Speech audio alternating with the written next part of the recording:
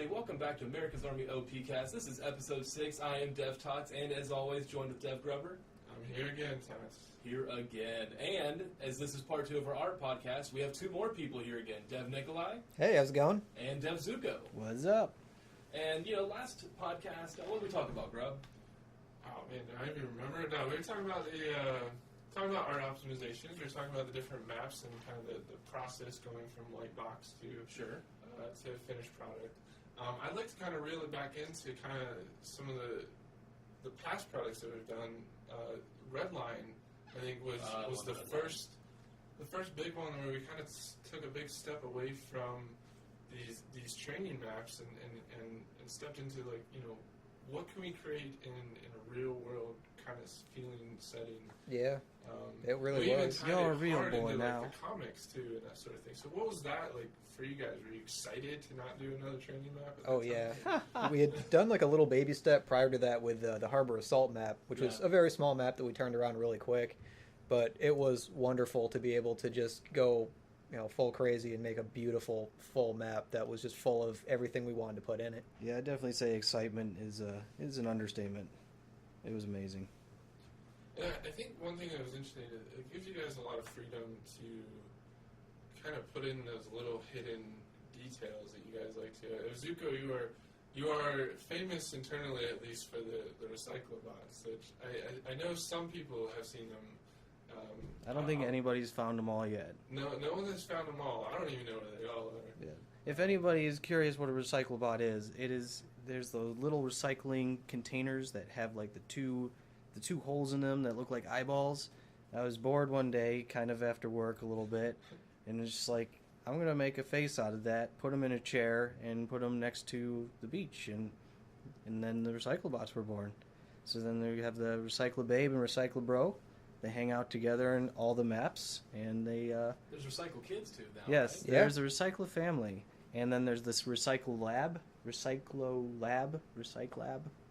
and the Recycler Scientists, and those are in slums, but,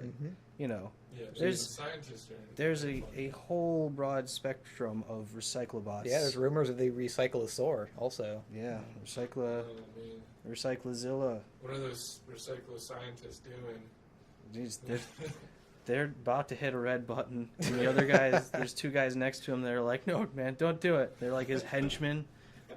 We do have, those Easter egg hunters in the community, and a lot of them are the betas, that look for these kind of things. But I don't think they even realize the Recyclobots, they're not the only Easter egg. Oh, no.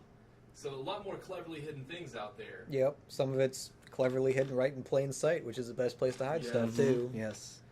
Not to mention any names, but the one that you guys showed me, that we were talking about earlier, and I probably put in hundreds of hours on that map looking at all the bugs and stuff, and I'd never seen it.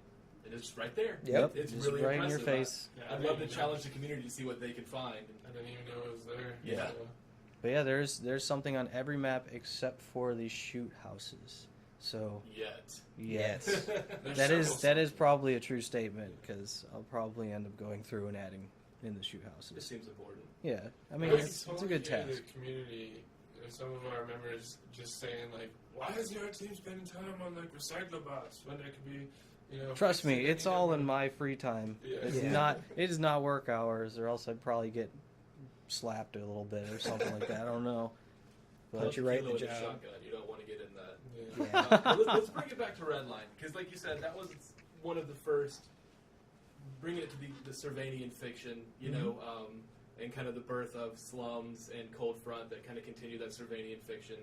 But the Redline is just rich with awesome stuff, posters from the comics.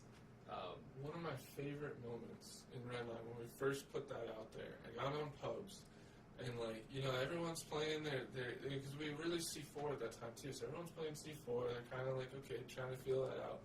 And I walk in, we're on defense, I go up to, I think we call it is it server room? No, it's the one across from the Server room in the lab. Yeah, over in the lab. And I go in there, and there's a guy standing up on a table, facing one of these posters, and he's reading it.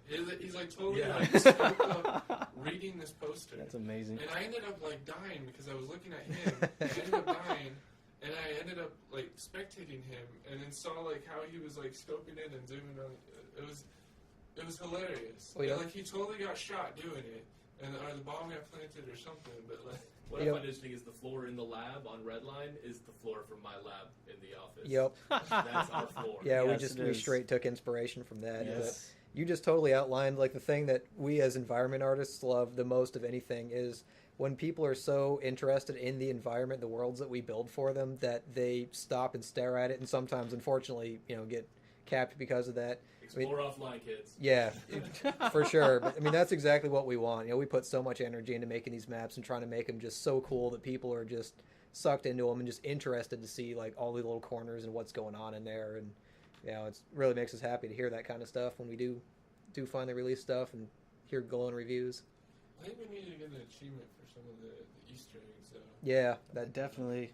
we should do A that. programmer that can set that up. Yeah. I think I know one. That can pull that off. Which programmer? We'll put the netcode to the side. We need Easter egg achievements. Yeah, Yes. priorities. Yes. Easter egg achievements for Um, sure. But yeah, Redline was so much fun. We put so much energy into that, and it's kind of unfortunate. Like we put so much thought into the fiction of this big battle that we're having with the fictitious country Servania, trying to make things coherent, kind of bring themes between from map to map and that kind of stuff. And unfortunately, a lot of it just kind of gets lost because of stuff that we just invent here as we're making these maps, and just like, hey, wouldn't it be cool if this was that? This tied in with that over there, and it's kind of fun to talk about that stuff. And I've even had some people on pubs ask me questions, and I've started to, kind of elaborate on this little fictitious story that we've created a little bit. And, We should get some fanfic going. yeah, right. I love like the little stuff. I mean, this is not so much story as just little props that we put in there, like the pipes along the wall next to the scaffolding on the drop down part. I was watching like one of the videos online, and a guy's like, yeah, if you go to the left and you jump on the pipe, you go the other way, and it's way quicker. And I'm like, I put that pipe there just to be cool. I didn't realize you could jump on it, and that's awesome. Somebody will always find Oh better yeah, way. it is incredible the bugs that we get back from like the repro steps on some of that Oh, stuff. So if you jump on the frog, and then you jump on top of this physics Turn object. 37 degrees. and That's Yeah. what I your love feet. about Redline, because we had I just Oh, is it given the you elevator? those physics Oh, the objects. elevator. Yeah, the physics objects too. The elevator was I fun. just given you like one of my first things programming here. I was tasked to give Zuko objects that would that you could just physics. run into and then apply an impulse, and so physics We had objects. the orange cones. Yeah, right? there's and then a- the books that you can shoot. And then, Yeah, like, and then the barrels, somebody- the freaking barrels. Yeah, somebody found a way in Redline to like hop on one of those barrels, and like they dropped the bomb on the barrel, and the barrel just rolled with the bomb on it. Yep, So yeah, thank you for that, because we had to take the barrels out. yep. Design put the Yeah, kibosh actually, on that one kind of really ruined quick. my day a little bit, but we But, move I mean, on. Every now and then I find a random physics object I'm not sure is supposed to be floating around. That's because they don't tell you guys anymore, because then they'll put bombs on it and. Waiting for the Slums Hubcap bomb now. Yeah. Wait. No, don't tell people about that. Come on. Now, we're talking in between podcasts this last week about Redline, and one thing that was brought up was there's some destruction in Redline, those tunnels. Yeah. And what led to those tunnels? There was something you brought up. It was just a way to kind of give a nod to, the origins of AA and where it's been in the past. And the idea was that tying into the comic book and what was going on in, I believe, the previous issue to when we had released Redline, the tunnels actually lead to the old pipeline map. Which was fully destroyed in the comic, right? Fully destroyed in the comic. Yes. The squad from Sorry, the comic guys. escaped down the line and on the track that leads then to Redline. So we were like, that'd be a cool tie-in. So we kind of started off with that, and it really snowballed from there. Yeah, and like we have the two tunnels being destroyed, and you have like the rocks in them, so that the train was in there and it got stuck and stuff. So those tunnels you can't really see where they go, but that's the whole story behind them. Yeah, I really love the tie-ins to the comics and that sort of stuff, because it just really it gives us somewhere to just. I mean, like, we want people looking at the comics, but if your thing isn't comics, I mean, like, at least like there is a story somewhere about these things. Well, plus too, it drives a lot of inspiration. Like when we first started Redline, the idea was like a super lab, because in the comic book they actually went into an underground super lab, and it was like, but there's also the train station, and it's just kind of one of those things. It's like, do we want to do this super lab? Do we want to do a cool train station? I mean, it's just really awesome to take that inspiration and run with it. Yeah, and we did run with it, because we took, instead of doing the whole map as a super lab, we're like, well, what if this is like, a stop where they're taking the raw materials from one place, they're stopping here, maybe loading them on trains, something like that, then taking them somewhere else. And that's kind of like where the lab came from, is, this little prototype lab. They got some prototype Surveying weapons going on there, and now we're looking at that and carrying that forward into some of the new stuff that we're working on. Try to make like a kind of ongoing story from map to map. One thing I really want to know is who keeps calling the control room? Every time I go in there, that phone is ringing. Oh man, the people at Call Hospital too. It's just ridiculous. Yeah, Hang up already. Seriously, they really want to know what's going on. It's got to be telemarketers. Talking about pub stories in Red Line, that is one of my favorite ones. Is when I was new to the project, I was playing a lot of pub, trying to get a feel for the community. And I was playing Red Line, and someone was just like, "You gonna get that phone?" Like over the voice. It was really funny. Like, it was neat. I love all the organic stuff that can happen at a level, and I like where we're going. I like the training maps. I was prior service, and I went through those kind of training areas, and those are very accurate to it. I mean, we actually did have a lot of fun making those too. And there's a lot of stuff very similar to all the little details in Redline in the training maps, but in plywood form. Exactly. There is a super lab in the training maps. Yeah. Made out of plywood. But you know what? I liked that, and I like the direction we're going. You've been training, right? And now you're deploying, and you've been to Redline. You've been to Urban/Harbor Assault. You've been to slums and Cold Front now, and the places you're going to go that we're talking about internally. You, as a soldier, are evolving. That's right. It's extremely interesting. Bringing it back a little bit, because I just remembered, because you were saying how there's like stuff in training maps, and I was watching. I think somebody posted a video. I think it was like by hip fires, or I'm not sure. Somebody posted a video about a guy getting a shot off on somebody while not ADSing, but in the video he's like running around doing all sorts of stuff, and he ends up shooting like a physics object that just stumbles around, and then he like stops and shoots it a couple more times. It was one of the cardboard desktop monitors. Yes. I've seen a lot of people do that on Siege. And then the video continues, and then he does his no ADS. Yeah, Siege's monitor is probably the most shot one, because it's right there in the start of the map, and it's right in where that sniper or whatever the post is, where the other people run through, and it's just every time you're like, I'm there.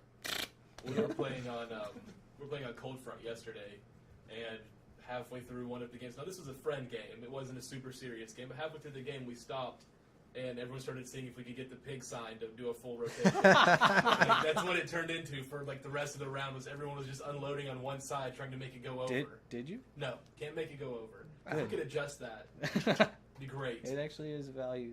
We had you and I were in a game, Zuko, and our French friend, Casa. Oh, something, the A-Team van. I forget his name, Casa something. Yeah.